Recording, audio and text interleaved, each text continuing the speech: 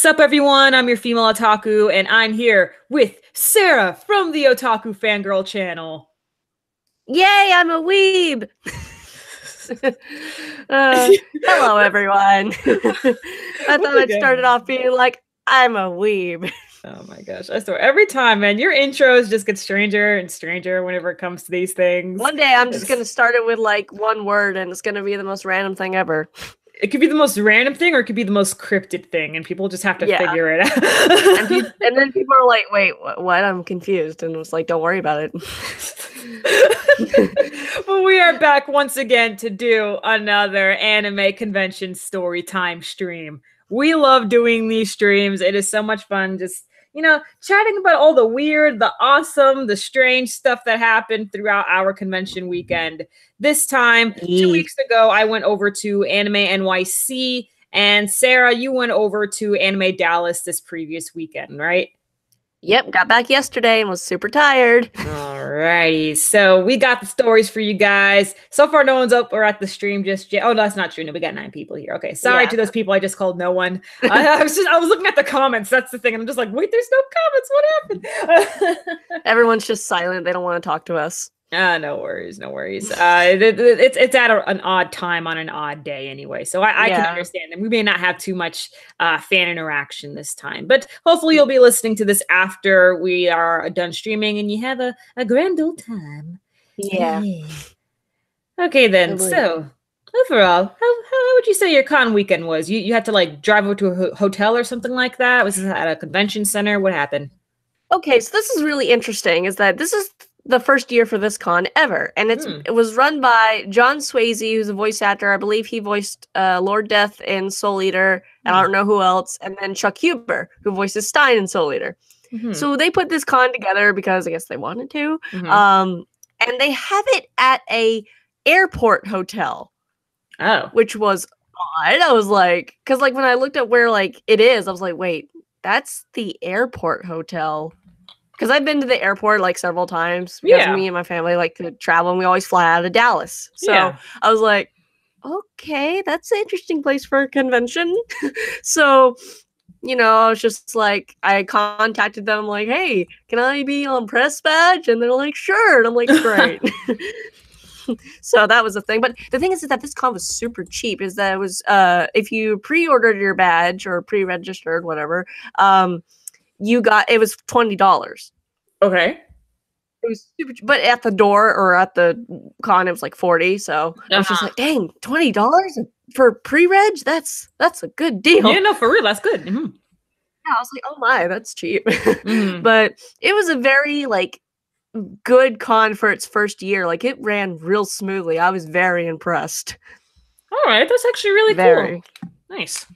Very impressed. So since this was at an airport hotel, does that mean you guys like often heard or like saw planes flying out in and out? Oh yeah, very often. And there's a lot of people who stay at the hotel when they're flying out. So there's a lot of normal people who were like, who are all these freaks? Oh my gosh. Okay. So would you say that there was a good turnout? There was actually a lot of people there? Oh yeah, there was they said there was like 2,000 attendees. That actually is pretty good. Nice. Yeah, and I was like, that's a good turnout for a first year. So then, like, did you stay at the hotel as well, or were you staying at a different hotel? Oh, we stayed at the hotel because it's like it was in an awkward place where like if we got any other hotel, it'd be like we had to get in the airport every time. So oh yeah, and then we had to pay like parking and like the parking areas. It wouldn't be great. That is true. So. Okay. And you're here with a friend or like a few friends or something? I was with a friend. That's also a story in itself, is that first I tried to invite one of my friends, Bailey, and she was like, no, sorry, can't go. And I was like, but you need to have fun because she like recently lost her job. I'm like, you need to go have fun. And she's like, but I don't want to have fun. I'm like, okay, fine. So then my friend Alex was supposed to come, and then he bailed on me because his job was like, no, you're working this weekend. So then I was like, well, who else can I invite? And I didn't want to invite my other friend because she would have to ask her fiance, and he would probably say no because he wants to go with her. So I was like, who's left? Jordan. So I contacted my friend Jordan. I'm like, Jordan, you want to go to a con? And she's like, yeah. And I'm like, thank God. You've been I to didn't want cons to with go Bailey. alone. You've been to cons with Bailey before, right? Because I know I've heard you talk about Bailey a few times at least. Let's see. What she went to with me and Christy to a con one year, I think. What did she go? Yeah, she did. She did. That was that year that big drama thing happened. Mm-hmm. I don't want to think Right. about that. Alrighty. But anyway, yeah. So it was finally came down to Jordan going. I'm like, thank God, I don't want to be alone. I used to go to conventions alone, but I didn't start going to conventions with friends until I went. It happened once last year, and then I continued doing that a lot this year, and it was nice. It's nice going to cons with friends.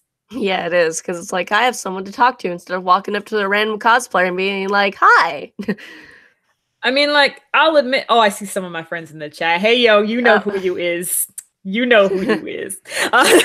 Shouldn't you be in class? God damn it. Go to school. Learn, God damn it. Don't be here. Learn your whatever you're learning. It's actually culinary arts. We got Shokugeki no Soma up in here. Oh no. Well, now I forgot what I was specifically going to talk about. But anyway, so like I said, I went over to Anime NYC. It's second year, and man, did it blow up once again. Like last year, tickets sold out. So this year they decided to, like, sell more tickets and stuff like that, like have the limit be not as small as last year. Like I think last year was 12,000. This year is like, I think 22,000. Once again, they sold out. So I was like, damn, okay. Very popular, it sounds like.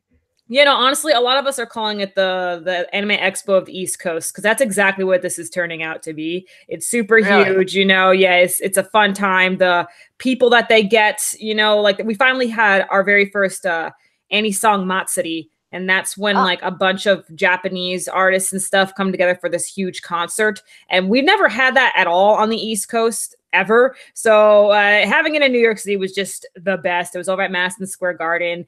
Now I wasn't there for that because it was during the time of my panel, but still, it was really cool. I know, right? But still, it was really cool that it actually happened. And I'm just like, I'm going to look forward to it for next year then. It's like, don't schedule my panel during the thing, guys. I was just so annoyed because, like, first off, I was happy that my panel got approved, especially since I applied a day before the deadline. So I was very, very shocked to see that my panel got approved. And then I was super happy to see that it was approved. Like my panel was going to be on Saturday, the golden day of every single convention. Yep. However, it had to be during the masquerade late at night. So it was from 9:30 to 10:15. And I was like, you gotta be kidding me. Like so many of my friends went up to me and they were like, Sloane, your panel's too late. And I'm like, I know. I don't expect you guys to go. Oh man. People did show up, and I'll talk more about my panel later. But man, that time slot. That time slot's not great. Why? That's where they put the 18 plus panel times. You know what? We didn't have too many 18 plus panels this year.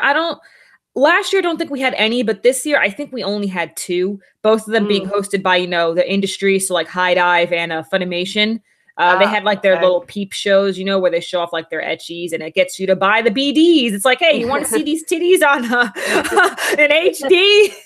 Yeah, HD titties right here. Yeah, and uncensored in the private of your own home.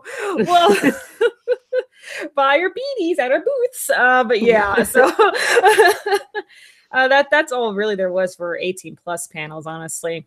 I think they want to try to make it more family friendly because, to be honest, there was another convention running during the same time as Anime NYC. It ran on Saturday and Sunday, while Anime NYC ran from Friday to Sunday, and it was called PetCon. And it's a convention where everyone just brings their pets. So you just saw some of the PetCon attendees, they would go through the wrong entrance, and then everyone would leave all the cosplayers and crowd around the dogs because, that's how you become famous. You just walk around with the dog. It was great. And like, my friends, when I went to go meet up with my friends, this was on Saturday. We were all cosplaying from Fate. I was Oki to Alter. One of my friends was Da Vinci. We had a Femme Gilgamesh, and we had a Rin Lancer. And so we all like gathered up, and then this one dog like ran up to us, and his name was Scraps, and he was dressed up as a turkey because Thanksgiving was later that week, and so he was so cute, and so like we took a picture with Scraps, and it was the greatest thing ever. He was such a good boy. I miss Scraps. He was a good boy, Scraps the turkey dog. It was great. It was great. We're getting more traffic in the comments. So hey, guys. Hey-o. The hotel that the con was at actually allowed pets. So there was actually this guy, speaking of dogs, who had a 16-year-old dog. It's an old boy. Yeah, I was like, wow, so old. I was like, everyone that like saw the dog, like he had it in a little like kind of dog stroller, you know? And it was really cute though, because like sometimes you'd see him like carrying the dog around instead of it being in the stroller. And it's like, look at that old pupper. Oh, it was so old, and it was just all sleepy, and it was just cute. Oh my gosh, that's great. You know, like dogs can live up to like 25 years, but I never seen a dog that old. You know, I usually it's like, the oldest dog I've ever seen is like between like ages 8 and 10. I've never seen like a 16-year-old dog. Like, wow, it's an old boy. Everyone was so like, oh, like when he said he was like, anytime he'd say the dog's 16, everyone goes, oh, yeah. It was a good doggo. Oh, I don't know what kind of dog it was though. It kind of looked like a, I don't know, not a Shih Tzu, but I don't know. It was like just a small. All good, all good. So. Early before the stream started, you were telling me about some sort of gift that you want to re-gift to someone else. What happened here? What was going on? What'd you buy at the con? Okay, so when I walked into the dealer's room, now the dealer's room is not the biggest thing ever. Like, it was pretty small, but it still had a lot being sold. Because they also, like, had, like, half was dealer's room and half was artist alley. So it was a good, like, mixture of it. So that was good. But it could have been a bit bigger, but you know, that's a little critique of mine. But anyway, so when I walked in there, first I browsed the whole thing and the artist alley, looking at what I wanted. Except when I came to Persona 5 stuff, especially relating to Joker, I instantly bought all of that. So like I have like 2 keychains of him now, and I have a problem, but it's fine. It sounds lovely though. Yes, I only have a keychain of On. I don't have any of the protagonists. But anyway, go. So there's this store in Dallas that's called Anime Pop, and I've like shopped there before, and they had their own little like area where they were selling their stuff. And I saw that they had one of those, you know, blind boxes that you get little things from. And it was Persona 5, and it's these little like, they're like little beans in a way. They're like hacky sacks, I guess you could say. Yeah, so I was like, okay, they're blind boxes. I want Joker. So I bought one. I got Yusuke. I was like, okay. Try again. I got Futaba, and I was like, "Dang it! I didn't even like." They were both $15 a box. Okay, so, I swear through the whole con, I kept looking at the boxes. Nobody else bought them. There was like it kept being 2 empty slots. I was the only one who bought 2. Wow. So I'm giving the Futaba one to my friend Alex because he likes Futaba. So I'm like, okay, he can have that one. I'll keep Yusuke. Okay. Yeah. And I didn't plan on getting like my friends who aren't at the con anything. It just kind of happened. Because I was like, well, I don't want Futaba. Like, I like Futaba, but I don't want it. No, I understand. Yeah. It's actually funny that you mentioned that. This doesn't really have to do with the con, but when I was Christmas shopping for my friends last week, I went over to Kinokuniya and bought 2 Fate's Grand Order blind boxes. They were the ones that they're these cute little plushy things. I forgot what the proper name. I think they're called Zoom Zooms or something like that. Okay. Yeah, those little things. They look like hamsters almost, you know? Yeah. So I looked at the blind boxes, and I was just all like, oh, sweet, my friends would be happy with any one of these characters. So I just picked up 2, and I opened them so, you know, then I can, like, officially gift wrap them instead of, you know, handing them a blind box. You know, like, it's best to actually hand them the actual item. So I take them out. The first one is Arjuna, and the second one is Jolter. And I'm like, I want to keep these for myself. I don't don't want to give these to my friends. Oh my gosh. But I'm going to give it to them. But still, I'm like, God damn it. I want these. Like, I want to keep them. No, for real. Like, Arjuna and Jalta, they look so cute. And I love them both. So I'm like, oh, come on. When you get the characters you want, but you have to give them to your friends. Exactly. It's like, damn it, I gotta be nice. Ugh. It's like playing the gacha all over again. Oh man. But anyway, so with Anime NYC, there was so I feel like just about every convention has a running meme specific to that convention. Maybe not every convention, but a fair amount has like that year's meme. Like when I went over to Anime Next, the thing was to like T-pose as you were going up or down the escalator. Over at Anime NYC, this was the most annoying thing ever, especially on Saturday since there were more people.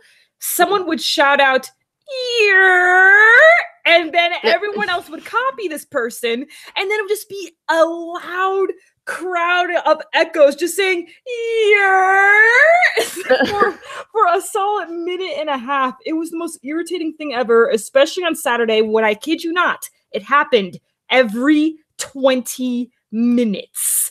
Okay, every 20 minutes someone would just say "year," and everyone would copy this person, so you hear a large, like, it's like as if a whole stadium was chanting "year," and it was so irritating. I hated it. That's odd. I don't know how this started or why it started, because this isn't a meme anywhere else. It's only specific to this very convention, and I hated it. They should like they should have Anime NYC year like as the subtitle. Like, this is the year con. This is the year of the year. Yeah. Buy your own year t-shirt at the Anime NYC. They should make t-shirts of that next year for the con. Be like, hey, remember the meme from last year, guys? Let's make a t-shirt. It's like, hey, you want to show us that you actually went to 2017, not the 2017s, the 2018's Anime NYC, then buy the year shirt. Say, I survived the year. Oh my God, I hated that so much.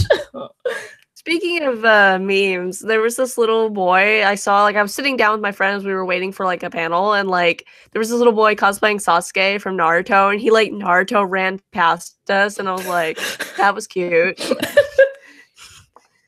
Like, he was like probably like 10 or something, so I'm just like, that's cute. Anyone else who's like, you know, not 10 doing a Naruto run, I'm like, that's cringy. Oh yeah, no, that's so true. That is so true. Yeah. I was like, little Sasuke, you go, pursue your dreams. Oh man. So now, normally when it comes to you know, I'll tell that story a little later. Instead, I'm going to bring up another cute dog. So on Sunday, I was helping promote this Maid cafe, because we have quite a few pop-up Maid cafes in New York. So one of them, I'm helping like promote their next event. It's happening on January 13th. It's a cosplay event to celebrate the cafe's 1-year anniversary. And I'm going to be like one of the cosplay judges. So over there, you know, I posted the video and stuff on YouTube, and also, you know, on Twitter about how they gave me like the honorary Maid birthday gift and stuff. Super cool. Well, yeah, they have been hiring more and more people to join their cafe so that they can be, you know, more diverse, because originally all of them were Chinese, but this is New York City, you know, that's one of the most cultural places in the world. So they start having like more and more members and stuff of all races and stuff, all shapes and sizes, looking good, doing good. But one of their new members who had their Sunday debut over there was a little pupper. And this is literally the tiniest dog ever. So tiny. Like, my God, I don't know what dog this was, but this was small. Like a Chihuahua? You know what? I would say it's definitely the size of a Chihuahua, but it was a very like poofy little puppy there. Like, it looked like a tiny bear. Like a real tiny bear cub. That's what it looked like. Had light brown fur and stuff. Had a great little smile on his face. It was great. So this little pupper man did this awesome trick. I've never seen a puppy do this. So its hind legs would be like as if it was laying down, but it's its front legs was pushing it up as if you know the yoga pose baby cobra. That's basically what it was doing. Okay.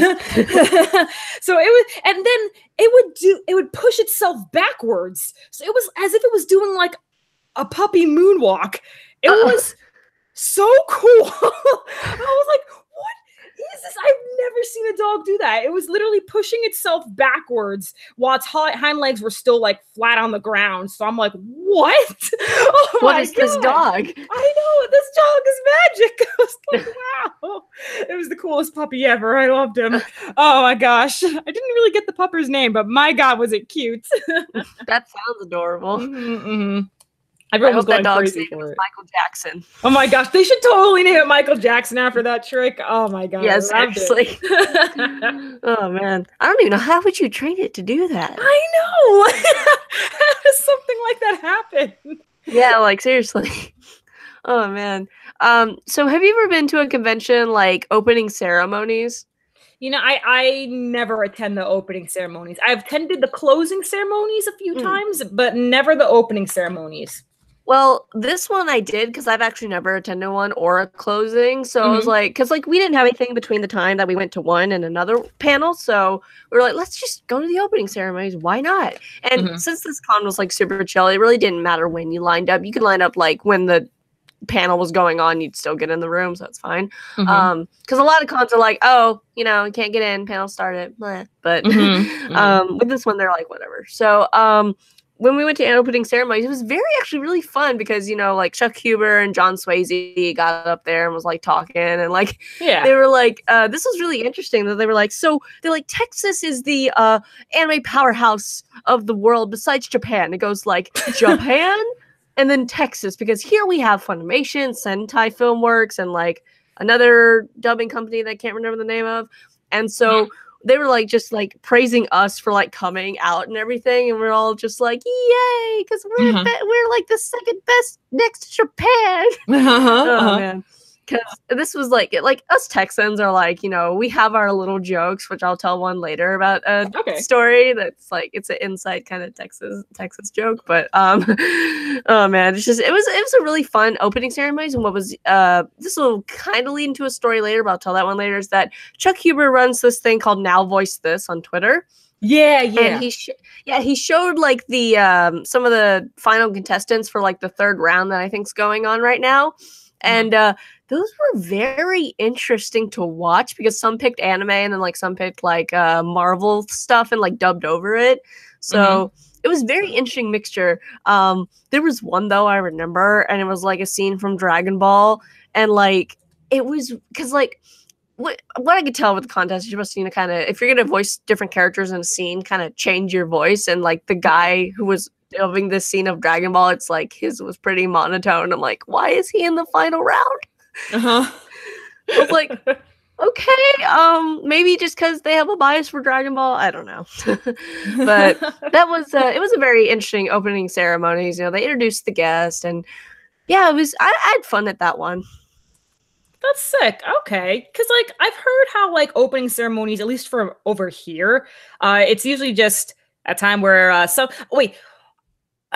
sometimes it's either like a huge announcement being like, okay, and now we can begin our con weekend, or sometimes it's just a place where people can get tea. Also they had a little raffle, like they gave out little tickets, and there was a raffle at the end. You can win like this some DVDs, anime DVDs, and then the big prize was like this tablet, like it had like a free so much subscription to High Dive, so if you want it. So I didn't win anything, unfortunately, but okay. I mean, High Dive's the least expensive subscription, so if you win a free subscription, that's not really saying much. It's literally the least expensive streaming service out of all the others. I think it's like you get a free High Dive subscription, but then you get this like expensive tablet. So okay. Yeah, like the subscription goes into the tablet, I guess, or something like that. I don't know. Alrighty, I was gonna say they're giving away something that's like $3 or $4 a month. Like, are you? Are you trying to insult me? Yeah. So that was interesting. They did a little raffle for that. Okay. Alrighty then. So, I'm trying to think about anything like super weird that happened to me. Like I'm pretty sure there is. I just can't think of it at the moment. Oh yeah, no wait. Okay, so this isn't exactly weird. This is sort of like more embarrassing for me personally. So on the first day of Anime NYC, Friday and stuff, I was there waiting with some of my buddies because we were waiting for more of our friends to come over. While like we were all doing, as I like to call it, Boku no Girls, and so, or at least we're supposed to. One of them decided to do Bakugo, but anyway. So I was Toga and Cammy's outfit, and I was waiting with my friend Izzy, who was in like a casual Bakugo, but. Izzy's cosplay, man, her casual Bakugo looked like as if Bakugo was going to his 9-to-5 job. It was so funny. It was so funny, man. The cut was great, but still, I was like, yo, you need a briefcase. You're going to your 9-to-5 job. Bakugo couldn't become a hero, so now he has a 9-to-5 job. But yeah, we were waiting for my friends, the rest of our friends, who was like going to be, I think it was casual Suyu and casual Ochako. And so we were waiting for them by the prop check table. And so there was no one there really working the prop check table. The sign just said prop check and there was a table, but no one was there. So we just started to hang out there and put our bags down on the table. A lot of people ended up going to us thinking that we were the prop check. And we're like, oh no, it's actually down there. It's actually by the escalators over there. While we were waiting for our friends, a bunch of photographers went up specifically to me, to take pictures and stuff like that. Cause boobs. So obviously, if there's boobs, that's totally magazine worthy. So they're like, oh, see, let's take a picture of this. None of them are rude or anything. It's, I'm poking fun at them. Like, they were all super nice. I don't recall any weirdos during that time. However, I was posing there for like a good 20 minutes. So my friends were making a jab at me. They're like, wow, was that the famous YouTuber Sloane, the female otaku? I was like, guys, stop. And like, shut up. Exactly. They're like, whoa, it's the famous Sloane, the female. I was like, guys, I'm not famous. Stop. And they're like, whoa, you got a panel tomorrow.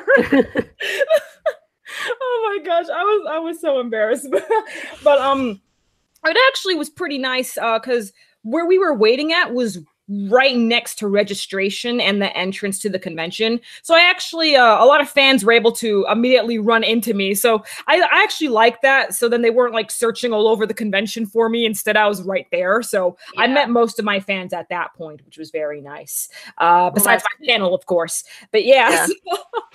Embarrassing moment, but it was all in good fun. Oh, man. Well, this was Friday because almost all the stories I've told have been from Friday, almost. Okay. But the last panel that me and my friend went to, well, no, not last panel because we went to a photo shoot, but after that. But anyway, there was this, what was it called? It was a murder mystery Who Killed All Might panel. And it was very interesting because it was basically cops and robbers, but, with like My Hero Academia twist on it. Okay. And my friend, like if you participated, you'd put your head down, but I wanted to watch. I wanted to see who's the killer, who's this, blah, blah, blah. Yeah. So the last round, though, my friend participated, and like when the girl was like, okay, I'm going to pick the detective now, and I was like pointing at her, I was like, pick her. And so she ended up being the detective. And so throughout this last round, the villain, the killer, was a One Punch Man cosplayer. Oh my god. So it was super weird. It's like I wanted to tell her because like he was kind of in the back of the room, and I wanted to be like, because she kept going forward to try to pick who she thought it was, and I wanted to go in the back, but I didn't want to be that person who like give it away. Mm-hmm. But it was funny when it was revealed like who the killer was for the final round. They're like, One Punch Man, you killed the number 1 hero. He's like, and then he was like, there can only be one true hero in this world. And that's me, One Punch Man. So that was a fun panel. It was very interesting too. So Oh man. That sounds like a lot of fun. Oh my gosh, I would love to attend something like that. Yeah, because like we saw the title of it and we're like, well, that sounds interesting. And so we went and it was fun. A lot of people showed up to that one too. And it was like in one of the smaller panel rooms. Oh, dang. So yeah.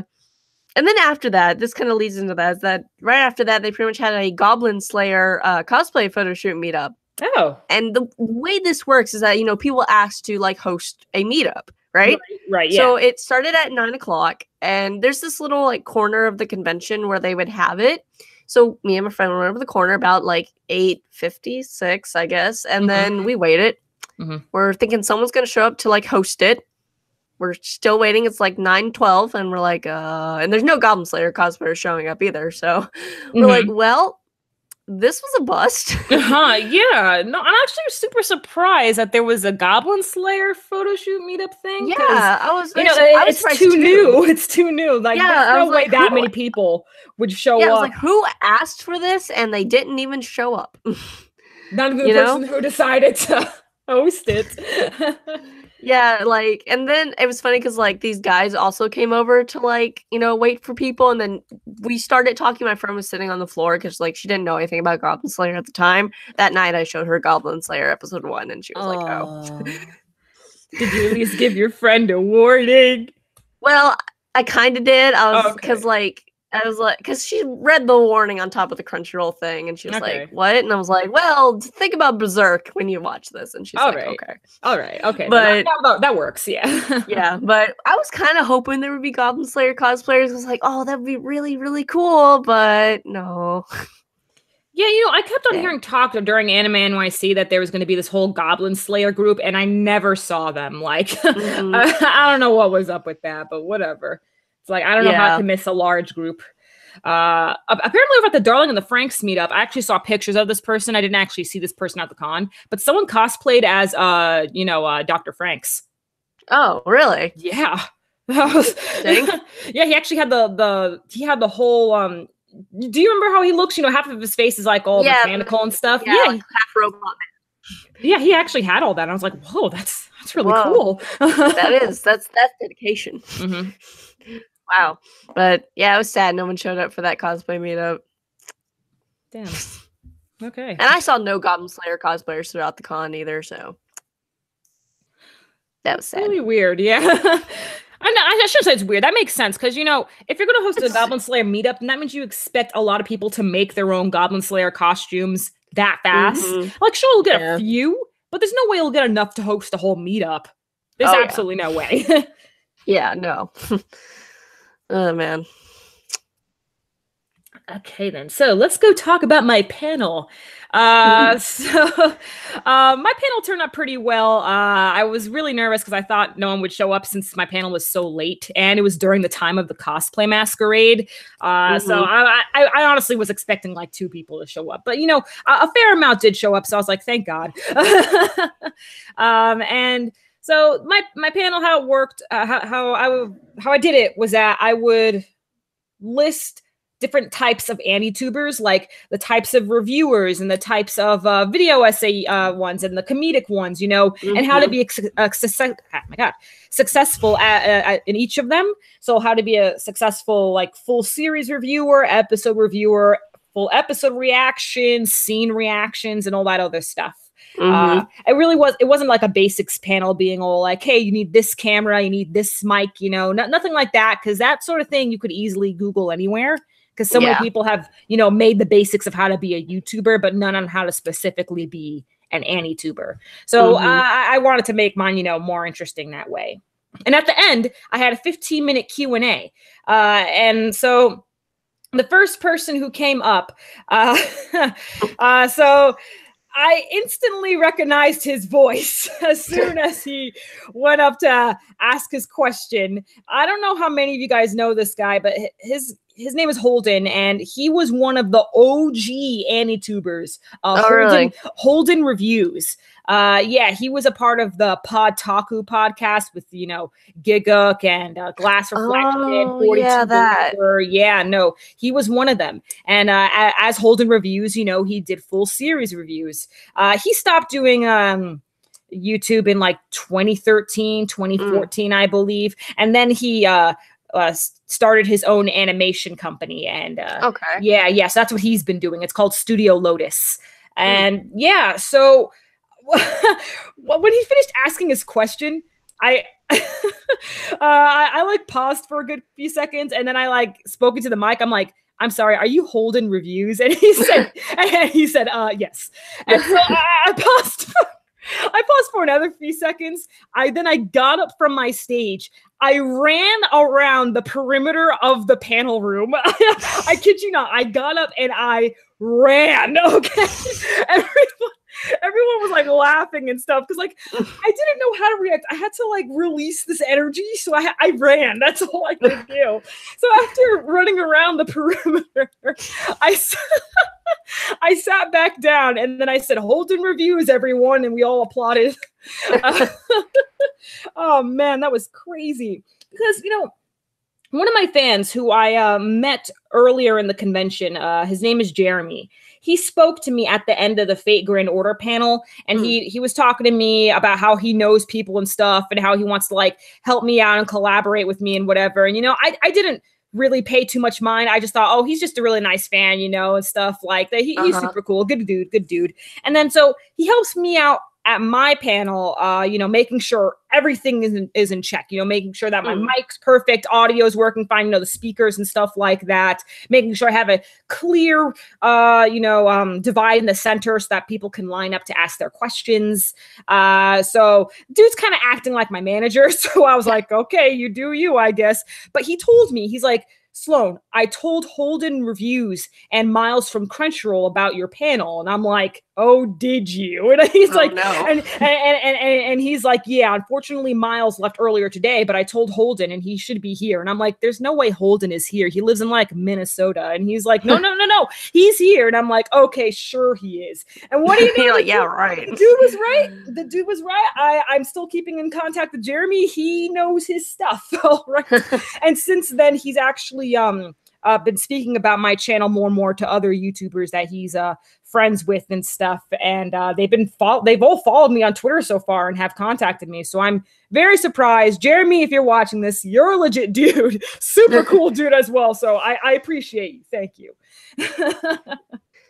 Yeah, I at that really small con that I went to, that they scheduled a panel for me, which was like the how to be a YouTuber panel with that other YouTuber, that nobody showed up to. I said, you know what, I really want to give a try at that again at a bigger con. So I asked, I was like, hey, can I have my own panel? And I gave them like suggestions, like that was one of them. I thought I'd give them a few, and they were like, oh yeah, the YouTuber one sounds great, you're scheduled at 12 to 12:50 on Sunday. And I was like, okay, cool. Get to the con. Now my panel was listed on the digital schedule. It was not listed on the paper schedule. Which everyone and their mom was using the paper schedule. Yeah.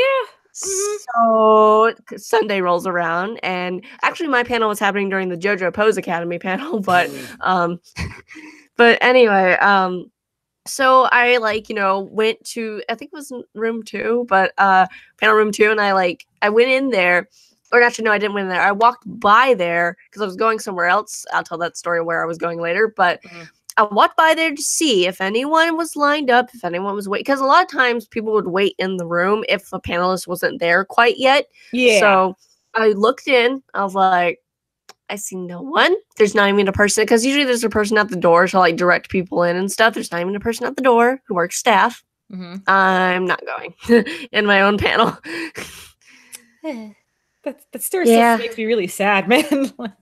That was the one sad thing that happened. There's another sad story I'll tell later, but that was sad. I was like, well, I tried. Maybe I should just not anymore. Oh. Because I think now what I really want to do is, after going to that All Might one, I really want to try a more fan panel styled thing like that. Those are fun. And my friend recently texted me, actually it was Sunday, I think, or maybe it was Sunday. She was like, hey, my Kiyohime cosplay shipped. And I'm like, thank God, because now next year when we go to A-Kon, we can do a Fake Render or fan panel. Woo! Yes! Thank God, girl, because she I don't know where she buys her cosplays from, is a weird site that I don't know, they do it weirdly there, but whatever. So then it'd be me as a female protagonist, friend as Mash, and then her as Kiyohime. So I'll have you got to get more members. You got to announce it on Instagram, and then other people will join you guys. Yeah, I gotta probably do that, but we actually was funny when she said, yeah, my Kiyohime cosplay should be here sometime in December, and then my friend Bailey, who's MASH, she's like, we should do a Christmas video on Sarah's channel.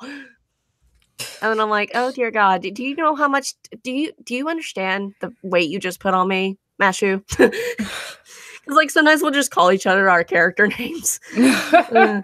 Oh, wow. And I'm just like, don't do this. But no, I think I could come up with some little skit video we can do about Christmas in Chaldea or something. Yeah, no, that's actually what my friend does. My friend Coco from Coco Kawaii, she does cosplay videos, and so she also does like a yearly like Christmas like skit and stuff.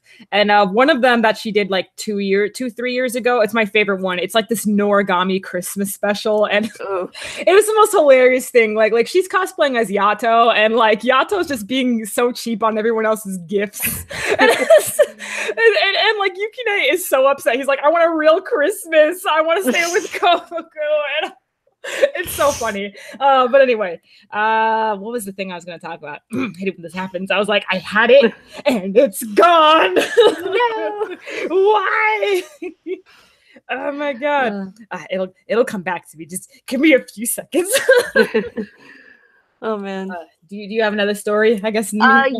So this is the other sad story. I think I'll just rip the Band-Aid off on this one. So the Chuck was having this live auditions for his Now Voice This thing, and so I went to there was 2 rounds, and if you made it to the second round, then you move on to the online version of it with the other finalists, and it would be only one person making it through, right? So I did the first one, and how that went basically is, you sign up, you put your name, email, blah blah blah, in his computer, and so then you go in, you have this little monologue he gives everyone. You don't have to do the one he gives you can do your own. A lot of people did that one, or would like, put a spin on it and everything. Or one girl did like the yandere simulator thing with Ayano talking about how she loves senpai or something like that. And that was really good. Okay. She made it through, and I was like, yay, you deserve this. But so after, that was done, he said, okay, you'll get an email if you made it through. So I was like, okay, cool. So the next morning, which was Sunday morning, I checked my email, and it said, like, from Chuck Huber, and he's like, congrats, you have my email now. But anyway, so I just read it. He's like, all of you who did this, blah, blah, blah, So I thought that if you get the email, you're in. So let's skip ahead to when the Now Voice This second round started at 12:30, I think. So after me and my friend went to the dealer's room a bit, bought friends stuff, we went to go wait, and I was like, oh, look, it's the people who made it, yay. And so I sat down with this group of girls who made it, and we're all talking about whatever. And they were talking about a list of people who made it through, and I'm like, wait a second. So I went back and checked the email, scrolled down, and there's a list, and my name was not on that list. So I got my hopes up for nothing. So then I was like, after I checked that, I sat there for a few minutes, like contemplating what I wanted to do. Like, because I had said to these girls already that I had made it through, and I'm like, what do I do? And so my friend Jordan was sitting next to me, like, Jordan, come over here with me for a second. So we stood up, and I walked her over, like, away from them, like, so they were mentioning a list, and I'm not on that list, so let's leave, because I feel awkward now. Yeah.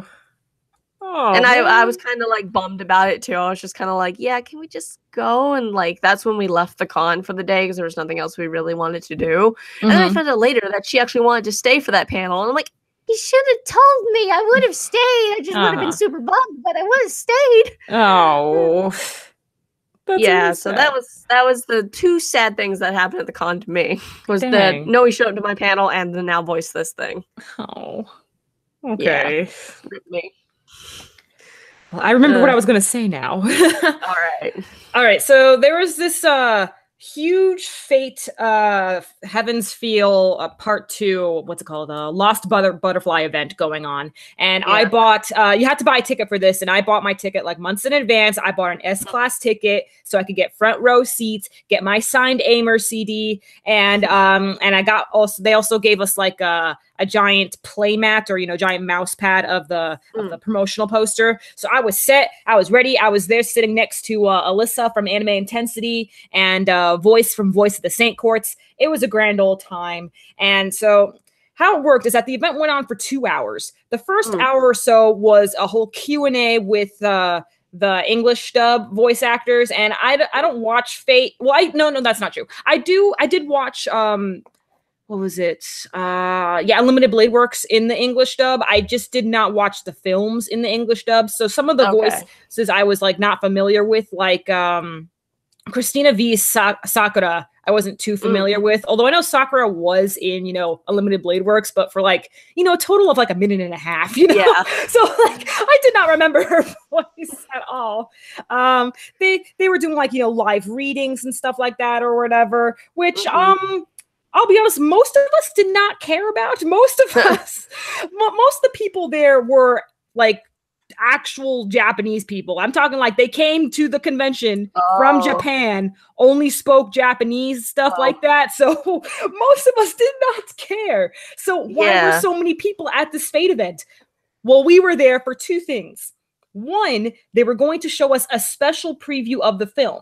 And two, for the Aimer concert. So, so finally they had the voice actors leave, and they were showing us the special Fate preview of the upcoming Lost Butterfly film.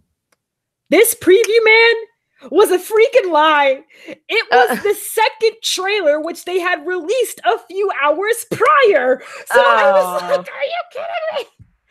Dang. Really? Because I was about to say, I bet she's gonna tell me they showed the exact same trailer. I was so annoyed. I don't know, because like they do that because like there's no special trailers at cons. Come on, guys. Or if there is, you get to see it first, then they post it on their YouTube channels. That's so true. Exactly. There's certain industry panels that will not do that. Like the Fate Grand Order panels, like when they release a new announcement, they will not post it for another 24 hours. So that's why I like to make announcements on their stuff. Same thing with G-Kids panels. They don't usually post it for a few days on their social media and stuff. But this really upset me. However, all would be good because we would see the Aimer concert, which I was corrected because apparently her name is not Aimer. It's actually pronounced Ame. So that's going to take me. Yeah, I know. Like rain. That's going to take me forever to get used to. But hey, that's her name. But there's an I in it, isn't there? It must be French or something if they're calling it Ame. So, like that's apparently what it is. So I got to start pronouncing her name correctly. The Ame concert was fantastic, honestly. Like this was not like your typical concert where everyone was standing up and, dancing and singing along. Listen, Ame's voice is enchanting and no one wanted to interrupt her. So when she sang, it was silent. Okay, this was the most quiet concert you have ever been to. But before she came up to perform, the people who were hosting the event, they were like, and now, ladies and gentlemen, here's Amen. So we were all cheering. And instead, a guy comes up and he went to go sit down on the keyboard so, he can, play the music for her. Yeah. And so there was a long pause, like a good minute and a half. So after 45 seconds, I shouted out, I said, all right, keyboard guy. And I started clapping. And then my friends clapped with me. They're like, yeah, keyboard guy. And then everyone started clapping. And I'm like, oh, thank God. And then Voice said to me, he's like, nice one. And I'm like, I had to. Like, I felt bad for the guy. Like, we were all cheering for Ame. And then this guy comes up and there's like dead silence. So I'm like, oh, no, I feel bad. Let's hand it to keyboard guy. Keyboard guy. Yeah, exactly. They didn't say his name. So I'm just all like, keyboard guy, let's go. Yeah, keyboard guy. Sukoshikaze, yes, there were a lot of light stick waving. There was a lot of that. It wasn't crazy, like a lot of people had their light sticks, but they weren't like waving them like crazy. It was very slow because they were slow songs. Okay. And obviously, the light stick people were mainly the Japanese audience because they're the ones that come prepared with that stuff. Okay? And every single time I get jealous. The only time I've ever done the glow stick thing is when I've been to 2 Vocaloid concerts and they give you free glow sticks. So that's nice. They're gonna stop doing that, I think, and you have to like buy the like other ones that like change colors and stuff. So, which sucks, but yeah, that's kind of cool that they change colors because like if like red or lens on, you can change it to orange or yellow. You know, it's like yeah, you know, the light sticks over at the concert did a similar thing because while Ame was singing in the behind her they showed they were like screening past scenes from, you know, Fate, Unlimited Blade Works and stuff, and the film as well. So there would be like a certain tone to it. So like when Ame sang Brave Shine, it was like reddish on stage. Yeah. So the people's glow sticks turned reddish. And the next song, it was more of a blue tone than purple. So I was like, how the heck are these magical glow sticks doing this? What is this? I'm like, either everyone's pressing a button or it literally just changed that way. I didn't really pay attention, but it's just I suddenly noticed that the whole room was the same color, including the glow sticks. So I don't know. I need to get me a pair of these magical glow sticks, especially since I go to these concerts a lot at conventions, and I want to be those cool people with the light sticks, okay? Yeah, like if I'd gone to a Vocaloid concert and not had a glow stick, I would have been real sad because like everyone's doing it and it's like I don't want to be left out. But speaking of concerts, there was actually a concert at this con. Todd Habercorn came through one day. He was an official guest at the con, but like I think he was probably just flying through and he like decided to stop by. Yeah, he lives in the area, I believe. Yeah, actually I think he lives in LA now. Oh no, and you know what? I know he has a studio in LA, so I think you're right. Oh. Yeah. So, but anyway, I think he was just flying through to go somewhere else. Maybe I don't know because he didn't like have a panel or anything. He did have one autograph signing, but so me and my friend went into the main event area, which is like the biggest room where they had the concert, and I don't know who was doing lighting engineering in that room, but that room was so dark. There was 2 lights going, but they were like colored lights, and they're like small and they're like moving around and stuff. Oh yeah. You couldn't see Todd or the band. It's so dark in there. All the lights are off besides those 2 lights. And I'm like, who's in control of the lights right now? They need to be fired. So me and my friend went to go sit down for like maybe a minute to watch. And like, we're like, we can't even see. What's the point? We can hear him, but we can't see him unless we're like the people in the very front who are standing. We're not going to fight that crowd. So we're just kind of like, well, we're going to leave now. Good seeing you, Todd, even though we can't see you. So also apparently he was supposed to have an autograph signing that night, but he didn't because his voice hurt. So he actually canceled his flight on Sunday to like do an autograph signing. Oh dang. Which was nice of him. And actually I saw him because like before the dealer's room opened on Sunday, he actually got to go in, I guess, like be in there to maybe buy something. I don't know. And I actually saw him and I'm like, I didn't want to say anything. I'm like, there he is. There he goes. And then he came back in, like, when I was in there, when they, like, opened to everyone else, and he, like, walked past me, and he was, like, holding a thing that was probably a poster of something, and I'm just like, how are people not swarming him right now? He just walked past me, what the heck? But anyway, that was a fun little thing that happened. Okay. Actually, I guess you could say somewhat sort of similar thing happened to me on Sunday of the convention, or it's just like my friends and I. So like this was on Sunday of the convention, so you know the last day. We entered the Javits Center, which is where the convention is held, and then as we were walking in, we walked past this group of girls. They were all wearing the exact same outfit. So I was thinking to myself, I'm like, what's this cosplay? What are they doing? I don't know this. And but they had like bodyguards around them. So I was just like, okay, this is weird. I don't know what's going on. And then my friends, they're just like, wait a minute. Aren't they? And then they walk over to an autograph booth and everyone starts cheering like crazy. And so they're all like, oh, it's Morning Musume. And I'm just still like, I don't know who they are, but okay. So, Morning Musume. We just casually walked past the famous J-pop group, I guess. Just casually walk by. Don't know who you are, but all right. Yeah, everyone here is standing in line to try to wishing they could be as close as we were to them. and I'm just there being like, okay, I don't know who these guys are, but all right then, right on, all power to you. Yeah. That's interesting. So this con was very interesting as like there was a voice actor there named, what was his name? Blake Shepard. He voices the only one I can think of is he voices Lito in the Diabolic Lovers dub, because I asked him about that. I was like, how do you feel about voicing this character? But don't you hate that dub? I do, but like, I don't know. I wanted to talk to him because I'm like, how did you feel about the show and like the character? And he's like, I wish we had kept the bitch Chan line instead of little bitch. And I'm like, same. Oh, dang. Yeah, but he was actually a really cool dude. He actually, this is really interesting. He's like me, first of all. Like, if I'm passionate about something, I will not shut up. Because he's making his own anime called, I think it's Robot Girl, and he like has storyboards. He's writing it and animating it. So I don't know. He just like, I stood there for at least a good 20 minutes of him explaining the whole thing to me, and like, it was really captivating. I was like, this sounds really interesting. I have to like look this up when I get home and everything. So I definitely have to, because like, it's also interesting how he's doing is that there's two sides of the story. There's the one that I think he's going to release on YouTube. And then there's one that is like you see on Patreon if you like pledge so much money.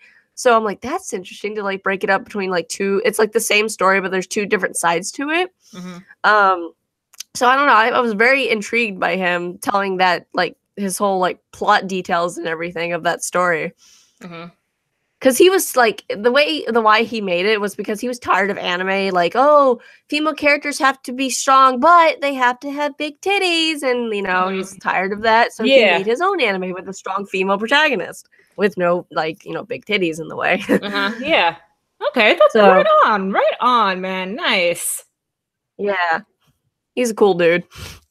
Also, even if he doesn't like. Oh no, sorry. I was just reading Sakoshi Kaze's comment here. It said, did y'all meet quite a lot of voice actors this year and get autographs? I did in the beginning of the year, but not in the later half of the year because that's when I started, you know, attending cons as press, and so I got to interview these people instead. Yeah, it's kind of rude to ask for pictures and autographs during the interview. I got hooked up once, but that's about that's about it. Yeah, I haven't. Have I got? I think the biggest autograph I've probably gotten this year was from the cosplayer Reika at Akon. So right, yeah, oh, that's super cool. Forgot about that. Yeah, no, for me, like, autographs, who did I get an autograph from this year? I got an autograph from, I still can't pronounce his last name correctly. It's either Greg Iries or Greg Aries, you know? I say Aries. Yeah, I end up saying both. I'm like, I don't know which one it is, but he's awesome, okay? So, yeah, I got his autograph. Oddly enough, I was cosplaying as Skahawk at the time, which was my first sexy cosplay, so that must have been interesting. But yeah, after that, I that's when I started attending cons as press. So, you know, I did a bunch of interviews and stuff, but I did get a photo with Ian Sinclair, which that's how I died. And I'm a ghost right now. So that picture's so precious to me. Oh, it's great. I love him so much. He's great. That's how I felt when I met Austin Tyndall for the first time. Oh my gosh, you met Austin Tyndall! Yeah, I met him. It wasn't this year. I think it was the year before at Was it? I think it was it might have been Akon. No, actually, it wasn't even. It was 2016. I think I met him for the first time. Okay, I think that's before he still started. I think it was like still kind of small in 2016. Yeah, I could be wrong. But like my sister and I, we have like this joke between us because we heard of Austin Tyndall ever since Is This a Zombie? He voiced the main character Ayamu. So this was like back in 2013, 2014. And so like we really liked his voice. We thought it was super interesting. So we decided to look him up on Wikipedia. And at that time, he did not have a Wikipedia page. It wasn't until 2 years later when he voiced Karma, you know, in Assassination Classroom, when he started to get a Wikipedia page. So my sister and I were all like, okay, once we meet Austin Tyndall, we're going to tell him that he's our precious child because we saw him grow up. We saw him get a wiki page. So I am waiting for that day. I am waiting for that day. I'm just like, well, you're our son. You're all grown up. We're proud of you. So, speaking of voice actors, Aaron, I think his name is Aaron Roberts. It might have been Rogers. I can't remember, but I know the last name starts with an R. But he voiced Urie in the Dance with Devils dub. I don't want to think about that dub, but I that was another time that I asked him, like, how'd you feel about voicing him? But he had an 18 plus panel. And okay, so I've been to 18 plus. I've actually been to Tatum's, but I was expecting it to be like Tatum's. Yeah. It was not like Tatum's. He called it the Con Horror Stories panel. One of those. Okay. Yeah, but it's not what you expected. Now, unfortunately, I did solemnly swear that I was not allowed to tell people like his personal stories, but there is one I can tell that's not a personal story. Okay. Because let me say, that first story he told, like, that was ripping off the Band-Aid real quick. It was a very, oh boy, I did not expect that. But I solemnly swore I can't say, but I can say the non-personal one, so that's good. Oh, good. So, one, oh man, it's so funny. So one time he was at a con, I don't know what con it was, but he had a panel with like other voice actors, and before that there was this like burlesque panel, right? Yes. And they were like picking up their stuff and leaving before they had their panel, but like this lady like was like, before they started the panel, she pulled up a chair and like sat in front of the panel tables and was like, so when I went to a con one time, and this is kind of how she sounded, I went up to I heard this like lady that went up to a floor of a con, and there was like 2 floors of the con that like the hotel that was for like convention goers. So the lady walked into the hallway. She wasn't convention goer. She didn't know where she was. I guess she was looking for her room. I don't know. But she saw 2 furries going at it in the hallway. Yeah, and she like screamed, and then she went down to the front desk, and they called, not the cops, animal control. Oh my god. Yeah, and so when the animal control got there and they like saw, guess what was happening, they're like, we don't know what to do about this. Oh my god, that's Yeah, so that was bad. It was like they called animal control. Oh my gosh. That was like, everyone just started laughing though, because it was like, animal control? What? Those were obviously people in costumes. Yeah, but I don't know. Like, I guess the lady was so shocked. Maybe she thought, I have no idea. Because she didn't probably know what a furry was. She probably saw it like from a distance. Maybe, I have no idea. But it was like, wow. Wow. That was quite the story. Now, he had some other really interesting stories, like about him in his like teenage years and like when he was a bit younger. And so like, if you ever see Aaron Rogers, I can't remember what the last name is, at a convention, he has his 18 plus panel of con horror stories. Go to that, because you will hear some very interesting things you never thought you'd hear. Okay. Because like he got personal. Like there were some real personal stories in there. Oh. Ooh. And then at that 18 plus panel, John Swayze actually was in there just to, I don't know, tell a story or 2. And one he told was really interesting. It wasn't even an 18 plus story, but since he voices Lord Death and Soul Eater, his son's also into anime, right? So he walked into his room one day. He's like, "Oh, son, what you watching?" And he's like, "Oh, I'm watching Soul Eater." He's like, "Oh, yeah, you know I'm Lord Death?" And then he's like, "Yeah, Dad, I'm watching the subtitled version." And everyone was like, top 10 anime betrayals. Like when your dad's like a dubber and then like you're watching the Japanese version. Oh, that was horrible. That's like, really sad. Yeah. Yeah. That was funny.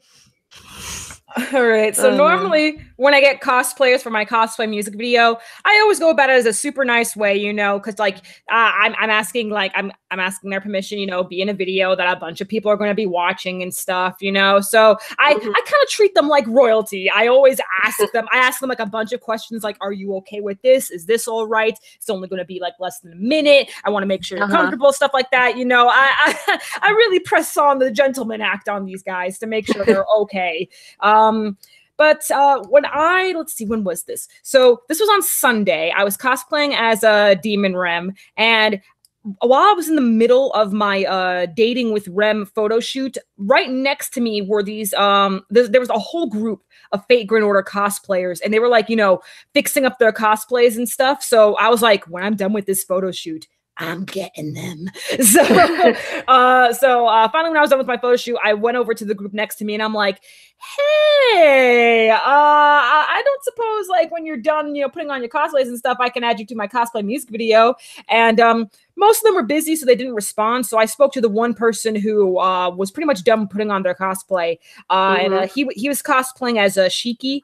Not Saber Shiki, but like regular Shiki, assassin Shiki. Yeah. So I spoke to him, and I noticed that all of the cosplayers were Asian. So I'm just all like, hey, do they speak both, like, do they also speak English? And he's like, oh yeah, no, they speak English and Mandarin. So I'm like, okay. So are you able to like is it cool if you guys want to be a part of like my cosplay music video? And he's like, yeah, it's just gonna take a while. So I'm like, no problem. I got time. No worries. So I'm sitting there for 20 minutes.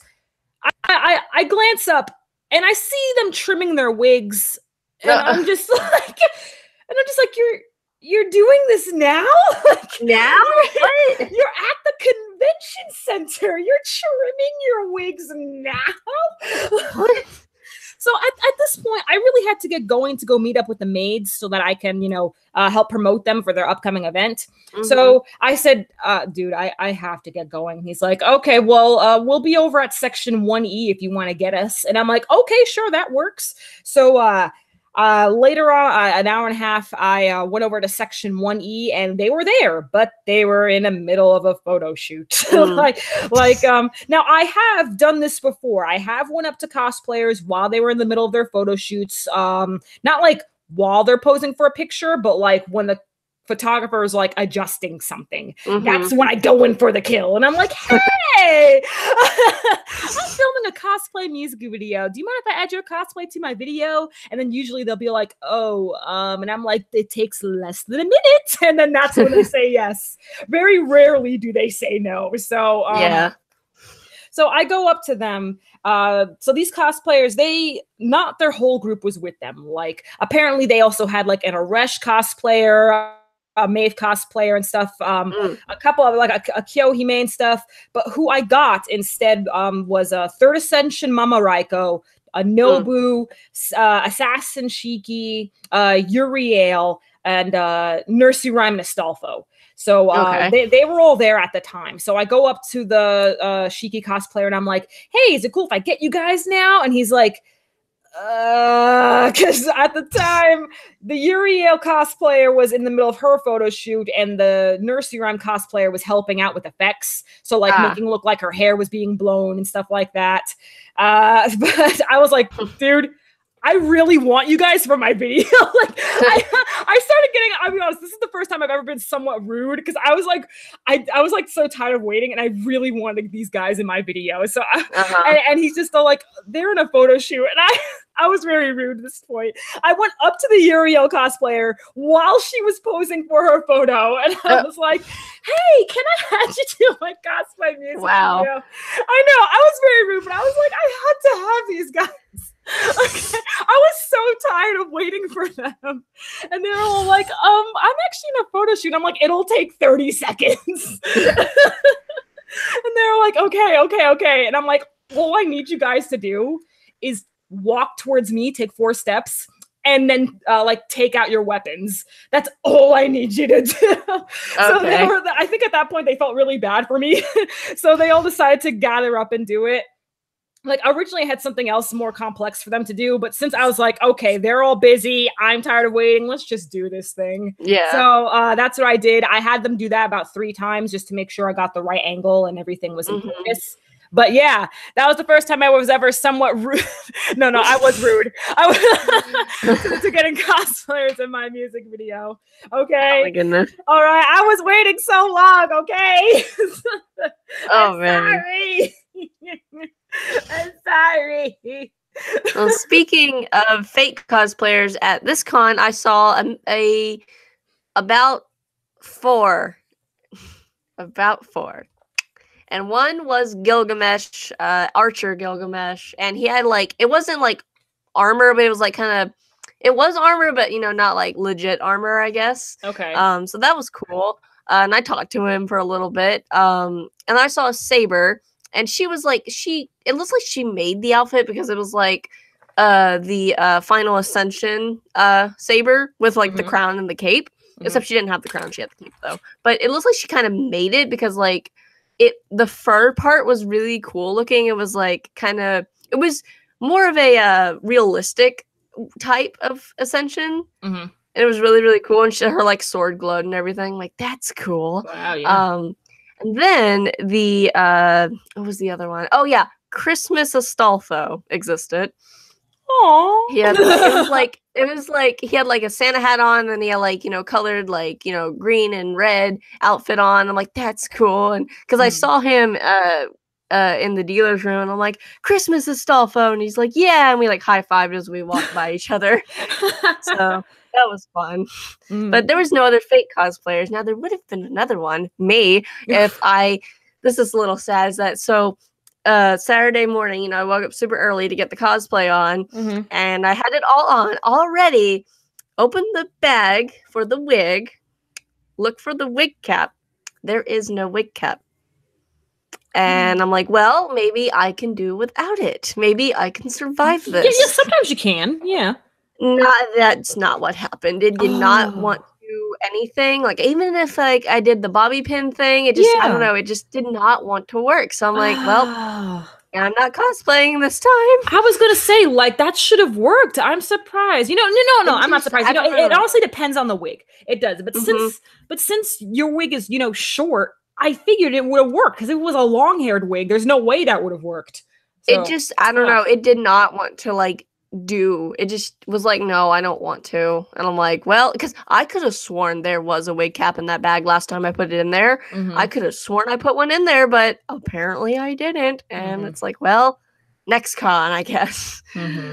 Next con, which will probably be a con, I definitely know what I'll have to cosplay that one. And then I will be cosplaying Magical Girl Rin.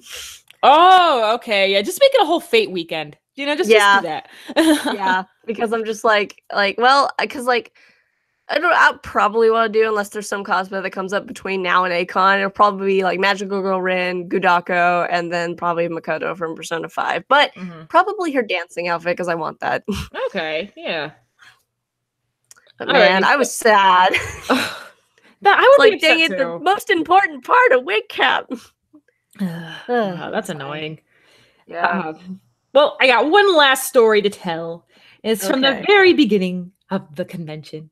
So, Friday, my friend Izzy and I, actually, yeah, this was when she was cosplaying as, 9 to 5 job Bakugo, and I was Toga. So, we were walking over to the Javits Center, and then we get there, and the day before it snowed. So there was the convention, they sent out an email, like a PSA being like, hey, we're going to have people line up an hour later instead of earlier, just to make sure everyone's safe with the snow and ice and stuff like that. So, good on them. They're making sure everyone's safe. However, this meant that the lineup was very backed up. And I mean very backed up. For those of you who've been to the Javits Center, you know it's huge, all right? This is where Comic-Con is held, all right? Like, it is huge. And so this line was so long that it circled not only from around the front, but all the way down to where the as we call it, the cosplay tunnel which is quite a bit of ways. All right. Oh man, it was oh boy, that was a mess. So my friend and I, we were online. We're like, oh God, this is going to suck. And so we joke around at first. We're like, hey, welcome to LineCon. Oh man, always wanted to go to LineCon. I've heard great things about it. Should be a grand old time. Let's have a good LineCon, everyone. Man, so we were getting annoyed. But then we look over to our left and we see someone in one of those like inflatable Pikachu like mascot type suit things. And so my friend yells, she's all like, oh, hey, it's Ryan Reynolds. So I'm like, it's Ryan Reynolds. That was literally the running gag for the entire weekend between my friends and I. Like, whenever we saw a Pikachu cosplayer, we were just like, it's Ryan Reynolds. and then one of the Pikachu cosplayers was so nice. They like, when I said it's Ryan Reynolds, that person instantly knew what I meant and turned around, ran up to me and hugged me. And I was like, thank you, But that's not all, because after we look to our left to see that Pikachu cosplayer, we look to our right and we see a magical door, and this door was open and no one was guarding it. Oh. So I was like we were looking at this door and we were like very tempted to go through it, but we were like, nah, you know, someone's gonna catch us as soon as we walk in. There's no way. One dude goes for it. He goes for it. He rushes his ass over inside and he doesn't get caught. So we're just all like, now we really want to go in, but I was like, no, we can't. We have wigs on. We'll be caught instantly. We're too noticeable. There's no way. 5 more people go through. And so we're like, okay, yeah, let's go. So we rush in and we did it. We didn't get caught. We made it past. We did not get to attend LineCon. And it was thank the gods. And I'm like, oh man. No, so that as we walked in, when we made it inside, I was just like, okay, now let's like walk completely away from the door, make sure we're nowhere near it so no one catches on. And then we walk into the press lounge and hang up our coats, have a good time. And I'm like, this is nice. No LineCon for us. No LineCon.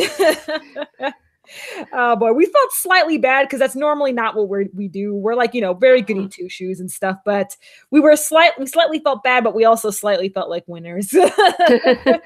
Oh man. Well, I have 2 more short little stories to tell. Go on ahead. Okay, so me and my friend were going back up to the hotel room. This was after the Goblin Slayer cosplayers didn't show up. So I saw a Gonta cosplayer from Danganronpa V3 walking like down the stairs to the little con area as we were going up. And I'm like, oh, I love your Gonta cosplay and everything. And they had like, you know, little butterflies all over them because, you know, Gonta and bugs. Yeah. So I was like, oh, I like the little butterflies and things. So like, they take off one of the butterflies and hand it to me. And I was like, I have been blessed by this Gonta cosplayer. I have a butterfly now. And I was like, thank you. And then they're like, you're welcome. I'm like, just great cosplay. Bye. Oh and I'm just like, I have been blessed. And then it was funny when we walked back up to the room. That Gonta cosplayer must have been on the same floor as we were because we were walking to the room and on the floor was one of the butterflies that I'm sure fell off. And then my friend picked it up and was like, I got one too now. And I'm like, yeah, but you didn't get it straight from them. But anyway, that was a little funny. And then the last story is that, so at the cosplay dating game one, interestingly enough, the person who was running it did not show up. Oh. That was the second time someone did not show up to a panel. There was a Vocaloid panel and they didn't show up either. So that was like, but anyway, they didn't show up, but this guy was nice enough to step in and, you know, host it, you know? So that guy was cool. But the story is that there was this running joke is that, like, he couldn't, like, I don't know if he was, like, he just couldn't math. Like, he couldn't count to 4 or something. I don't know. So someone was like, yeah, that's the Texas education system in effect. So the whole time, like, he couldn't get 4 or something. Like, they'd be like, yeah, Texas education. Woohoo! Oh, my God. Yeah, it's like our education system, but that was like hilarious to everyone in the room because we're all Texans. We get it. Oh man, it was hilarious. All right. Oh, and that cosplay dating game, I did record almost all of it, so I do have to like edit that together and eventually post that.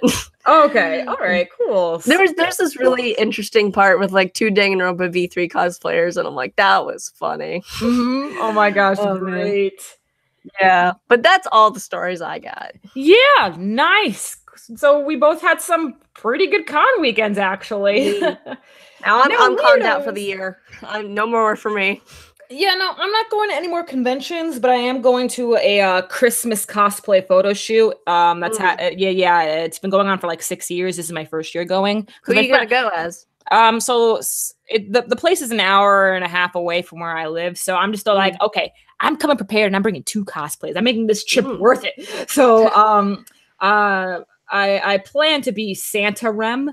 But at least according to the tracking number, it doesn't look like it's going to be arriving in time. It should, but it doesn't look like it will. So as a backup, I'm going to do like a Winter Rin, which is basically just, you know, her outfit in, like with the coat. And I have a red coat, so I'm like, oh, this works. Okay.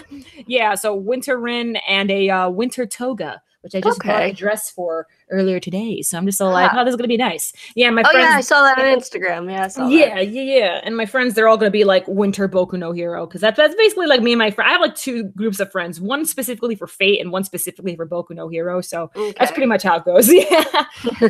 Okay, well that sounds like fun, but yeah, for me it's like I'm going to Disney World this weekend, and that's the biggest thing I'm doing. Okay, wow, super fun. Yeah, have a safe trip. Yeah, I'm excited for that because we haven't been to Disney in a while, so me and my family. Yeah, this has been fun. Yeah, no, good year of conning. Next year, I'm planning. Yeah, good year conning. Yeah, next year I'm planning on going to my first convention will be KatsuCon, which is on the border of Maryland and Washington D.C. That's in February. That'll be my first time going to KatsuCon. For those of you who don't know, KatsuCon is basically cosplay convention. That's all it is. Anyone who's anyone that's a cosplayer goes to KatsuCon because it's such a beautiful place to, you know, do your photo shoots and stuff. They have so many spots there. It's great. So I'll be going over there for the first time. Then I'm returning to Anime Boston. I'm going to a few little tiny conventions here and there, like, you know, a couple of stuff at like universities or whatever. So I'll be going to a few of those. And what else? I would like to go to Colossal Con East, which it's the same exact thing as Colossal Con, except, you know, on the east. So you know, it's over at one of those indoor water parks, and everyone goes into like swimsuit cosplays. Yeah. So I'd like to go. It's a possibility, can't say for certain, but it's something I'd like to go to. And definitely, you know, Anime NYC. My mom, speaking of cons real fast, is that she's always like, Sloane goes to all those New York conventions and you talk about it all the time as them being good. And she's like, we should go one year. And I'm like, Mom, don't know. Like, I don't want to be like, Sloane, I'm coming down to the con to see you. And she's like, no, you just want to go to that con, don't you? And I'm like, yeah, but it'd be cool to see Sloane in person one day. I mean, like, that's what Wukong did. Like, because, you know, Wukong lives in Florida.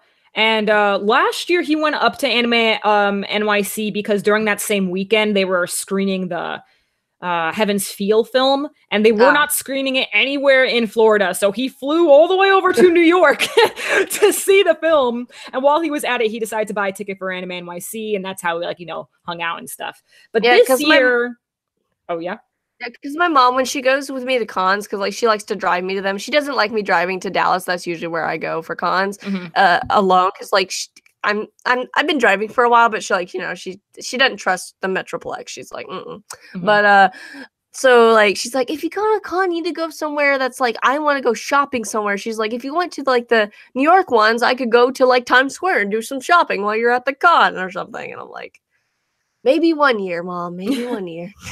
Yeah, like maybe next year. I don't know. Maybe. You know. Maybe. Yeah, because I want to travel out of Texas cons and like go to other ones. So. Oh, for sure.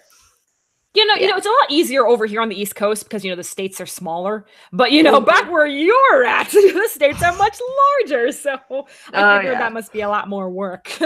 Yeah. All right, but I'll end the stream here since, you know, we're done with the story times and stuff. Yeah. But thank you guys so much for enjoying all of these anime convention story time streams. Please leave a comment, letting us know how your year of conventioning went, and I'll be happy to read them. So yeah, and thank you, Sarah, once more for coming through. These streams are great. I'm glad to come through and be here to tell stories. Yes, you know, story time videos that are not clickbait; they are legit. Oh yeah. This cosplayer, her boobs slipped out. No. Oh my god! Like that's the at a con, you know, like I died at a con. Like, oh man! Oh my gosh! Yeah. All right. And well, later, guys. Have an awesome day. Bye.